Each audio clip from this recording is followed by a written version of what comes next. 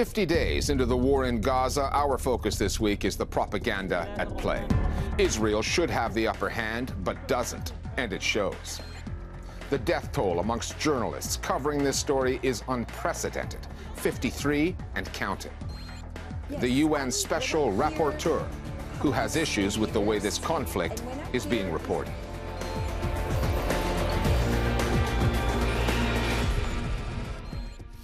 A temporary ceasefire finally came into effect this past week, pausing Israel's onslaught on the Gaza Strip for 4 days while hostages taken by Hamas were exchanged for Palestinian prisoners.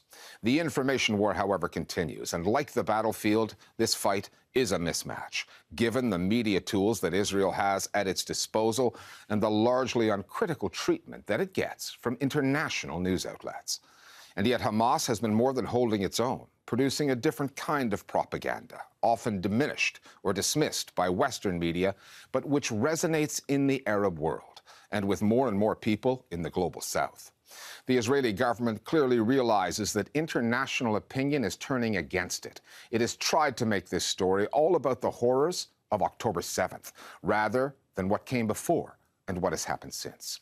Because, asymmetry aside, decades of occupation and apartheid, followed by a war of vengeance that has killed so many Palestinian civilians, are proving to be a tough sell. 48 days of bloodshed later, a truce lasting 96 hours between Israel and Hamas has come into effect, giving Gazans some room to breathe, temporarily. The first pause in the fighting since October 7th, clearing the way for a hostage swap and the delivery of humanitarian aid into the Gaza Strip. In the information war, however, there is no ceasefire in sight. The Israeli military has been cramming online spaces full of spin, claims of Hamas command centers beneath hospitals. This room is an operational room that had communication with electricity. And a copy of Hitler's Mein Kampf, supposedly, randomly, found in some Palestinians' home. Hamas has been producing its own propaganda. Some of it looks like it's out of a video game, featuring the daredevil tactics of its fighters, punctuated with monologues from Hamas spokesmen. فإننا ندعو إلى تصعيد المواجهة مع الاحتلال من أبطال شعبنا وأمتنا. The two sides have produced a barrage of competing claims, purported accomplishments on the battlefield, and ultimately, narratives. The battle for public opinion in this conflict is greater than normal. The amount of international engagement here is disproportionate even to the size of the conflict. And both parties are very keen on getting their message across. We know, for example, that Israel has within its military a division whose sole job it is to monitor social media. At the same time, there's also a lot of propaganda on the Palestinian side. When it comes to Hamas, its message is defending itself for some of the actions in October 7th, but at the same time legitimating its resistance to the occupation and settler colonialism that exists in Palestine. And its message is coming across in the Arab world and Palestinian society very powerfully. Israel would never admit defeat in an information war, but its actions suggest this one is not going its way. This past week at the UN, Israeli diplomats played a 47-minute-long film called Bearing Witness on the attacks on October 7th, the atrocities committed on that day, which included footage from Hamas's own cameras. The video is more than 6 weeks old, but the Israeli government knows that its disproportionate, inhumane bombing of Gaza since has swung global public opinion against it, that there is no way to defend the killing of more than 5,000 Palestinian children. So it's best to roll back the clock, rewind the tape, and make the story about October 7th and Hamas. It's important for Israel to reiterate and demonstrate the brutality of Hamas's attack for several reasons. One of them is that there are still a large number of people who don't fully believe that Hamas deliberately killed civilians on October 7th. And by displaying this footage, it builds the legitimacy of the case. But there is another objective. Hamas's actions on October 7th were different to its other actions in the past. This was something more sadistic, something more theatrical in the way that the violence was conducted and broadcast to the world. And broadcasting these videos, showing them to the world, is part of building the legitimacy of that argument. When it was first aired to journalists in Israel, people left the room and they were sick because it's incredibly graphic and it's horrifying. But despite the fact that Israel has this ability and it has all of this sophisticated social media and propaganda, it does look like they're losing this war, and it's the reason why Israel is having to show over and over the 47 minutes of horrific documentary content. The Israelis have this problem that they're being perceived rightly as engaging in brutal disproportionality and killing large numbers of civilians. It is a war of vengeance. And Prime Minister Netanyahu has said this on several occasions. נכה בהם עד חורמה, וננקום בעוצמה על היום השחור הזה שהם עוללו למדינת ישראל ולאזרחיה. When Netanyahu admits that this is a war of vengeance, he's giving the game away. Another mistake in messaging, much like Hamas's mistake of claiming they didn't kill any civilians. Prior to Friday's ceasefire, both Hamas and Israel were posting combat videos. When that content finds its way onto international news outlets, the Israeli videos are usually treated as information, whereas Hamas's content, due to its status as a terrorist organization, gets labeled as propaganda. These are Hamas propaganda videos from the perspective of its fighters. One Hamas voice you will rarely, if ever, hear in Western media coverage is its military spokesman, Abu Obaida, an anonymous presence with a reputation for defiance through messaging that often includes a call to arms. He has developed a huge following among Arabic speakers.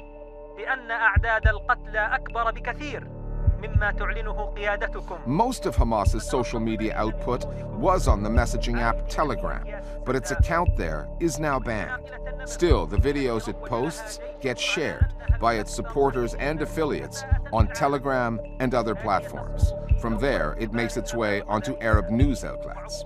For the Arab world, Hamas presents a hope for liberation. It's a national movement. It's legitimate. There's a willing ear to hear those who are doing the fighting in the Arab world. The other important component of Abu Obaida that he's generally covered with what we call il-fam in Arabic, the Palestinian scarf. It actually highlights the importance of voice instead of the image of the face itself. It makes it a collective voice of resistance. He is a masked figure, almost a Rorschach test onto whom viewers can project their own desires, their own expectations. Someone who, in his anonymity, represents whatever you want that movement to be. Hamas is also adapting, like all organizations, to the modern age of digital journalism. You have a figure here who appears to be charismatic, to be dynamic, energetic, and I think to a degree that explains why people would prefer to listen to him than a spokesman sitting in a suit at a podium who may have been around for 50 years with nothing to show for it. Hamas and its allies have been very, very good at combining the nationalism, the Islamic commitment, and the revolutionary ethos and charisma. A lot of those speeches are not really aimed at the West. They're not really aimed at the United States or Europe. They're aimed at the Arabs and the Muslims, and they've been medium effective. They've had a certain flair for those who identify with the concept of resistance. Warfare does not get much more asymmetrical than the kind Israel is waging on Gaza. A nuclear power bankrolled by American funding, pulverizing 2.3 million people locked in an open-air prison. Israel is also far better equipped to fight an information war. It has a military unit that specializes in psychological warfare and a formidable presence on social media. There are dozens of Israeli news outlets, compared to the one news network Hamas controls. Al-Quds, which broadcasts in Arabic. However, the most persuasive case being made on behalf of Palestinians in Gaza is not coming from Hamas. It is the impact that Gazan journalists have had under the most dangerous conditions imaginable, exposing the horrors of Israeli bombardment. Their work keeps going viral, traveling the world. And it is a primary reason why, in the battle for hearts and minds, Israel has been taking a beating.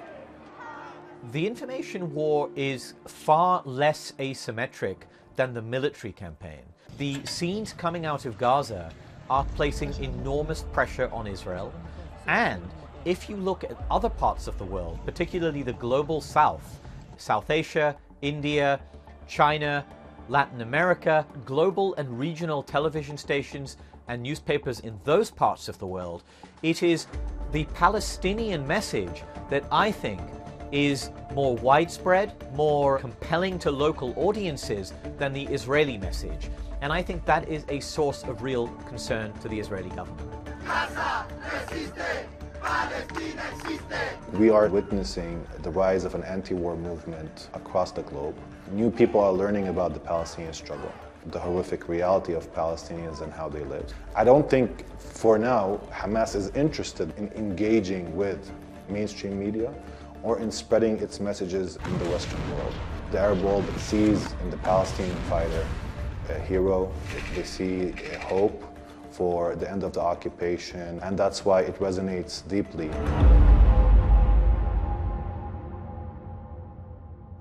This past week has been one of the most devastating for journalists in Gaza, that in a war that's already been described as the deadliest period on record for the news media. Meenakshi Ravi is here with the details. Richard, the toll on journalists during the war in Gaza has been like nothing we've seen in decades. That is according to groups like CPJ, the Committee to Protect Journalists, and Reporters Without Borders, known as RSF. The CPJ described October as the deadliest month on record for journalists since the organization began tracking stats back in 1992. And that was before at least 11 journalists were killed in Gaza in the span of the past 10 days. Including Belal Jadallah, who ran a media training and press freedom organization called Press House Palestine.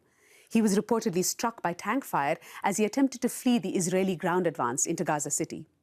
This happened just a day after two other journalists, cameraman Hassouna Salim and reporter Sari Mansour, working for the Hamas-affiliated news network Quds TV, were killed in an airstrike. Numerous journalists, including Al Jazeera's own, have received direct threats from the Israeli army. Israel has threatened Al Jazeera's correspondent in Gaza, Yumna Al-Said, telling her and her family to leave their home or risk being killed. Along the Israeli-Lebanese border, where fighting has persisted since the early days of the conflict, reporter Farah Omar and cameraman Rabi Al-Mamari for the Hezbollah-affiliated TV news channel Al Mayadeen were killed in an airstrike. Israel said it was destroying terror cells along the border, but both the Lebanese government and Al Mayadeen TV say journalists are being deliberately targeted.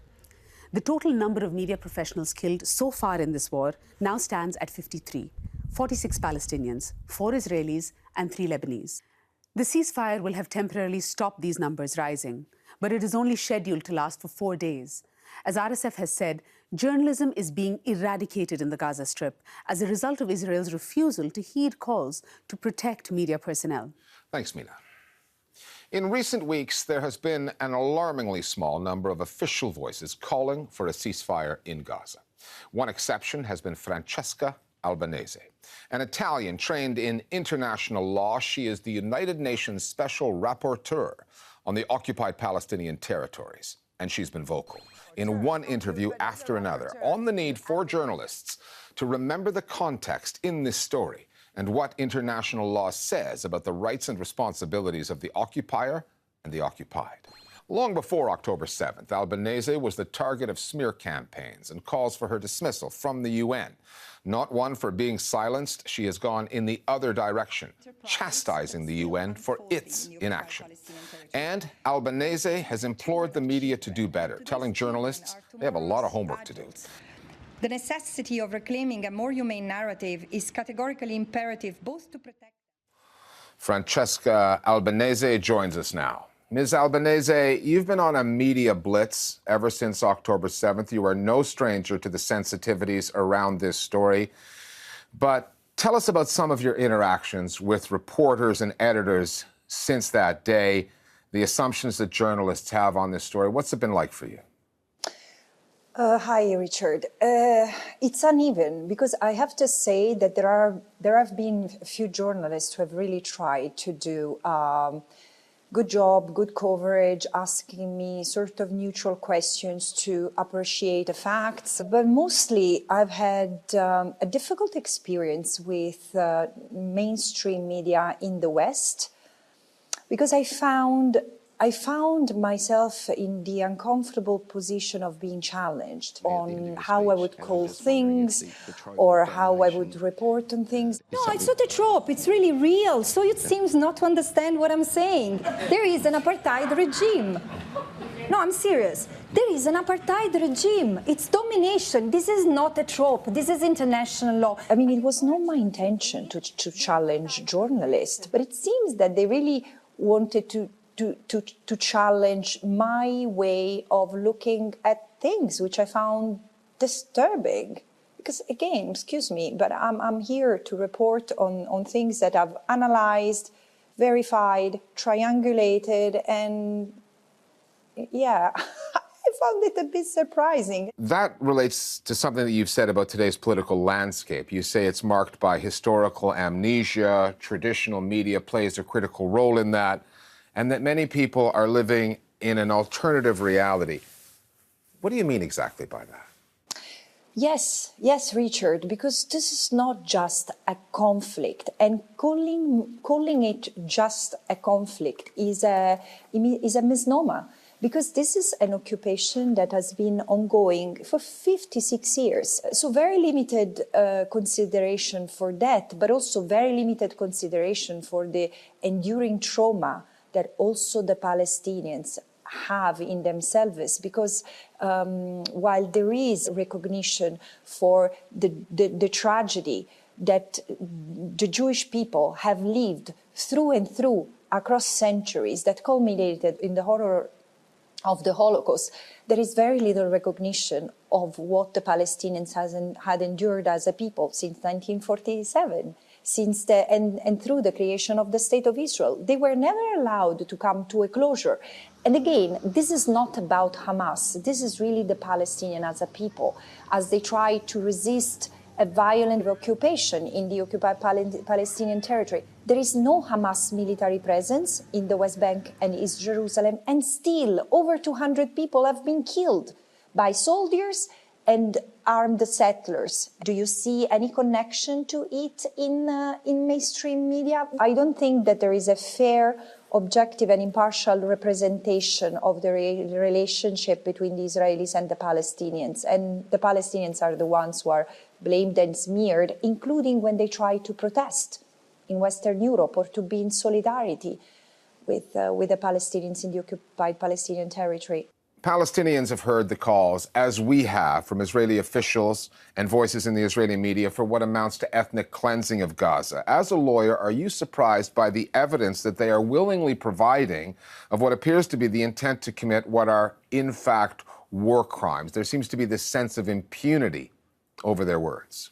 It's surprising, yes, because the Israelis have never been so explicit in admitting responsibility for specific incidents. One of the things that were absolutely shocking was the bombing of the Jabalia refugee camp, because the Israeli army knew that there were about 400 civilians, Palestinian civilians, including hostages.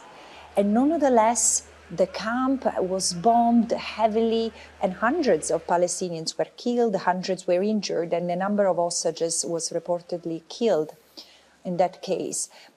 So yeah, they've been quite outspoken about their intention, including calling for the erasure of Gaza, the flattening of Gaza. אני חושבת שיש כאן הזדמנות גדולה. אחרי שבעזרת השם ובעזרת צה"ל גם את ח'אן יונס נהפוך למגרש כדורגל. And at the same time, what I found more surprising is the kind of denial, and this is what I call the alternative reality that people live in the West. There are almost 15,000 who have been reportedly killed. And politicians in the West are still debating whether a permanent ceasefire should take place or not. So, yeah, this I find very surprising. We have seen before what happens to people when this fury becomes popular. And this genocidal call that we have heard from politicians and military leaders in Israel is also amplified in various groups in the Israeli society.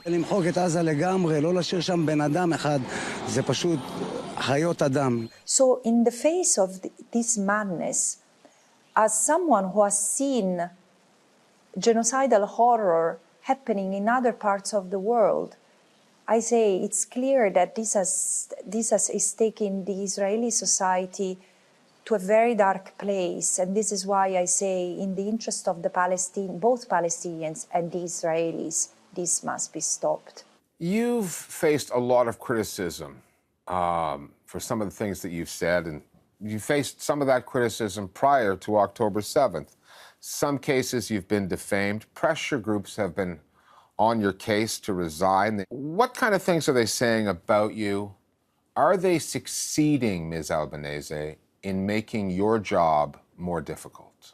Look, these groups, and they're all connected one way or another because they say exactly the same things that are repeated exactly in the same way, sometimes in the same sequence, over and over. And the accusations against me are that I'm an anti-Semite, that I am pro-Hamas, and I support terrorism. Francesca Albanese is someone who pretends to be neutral.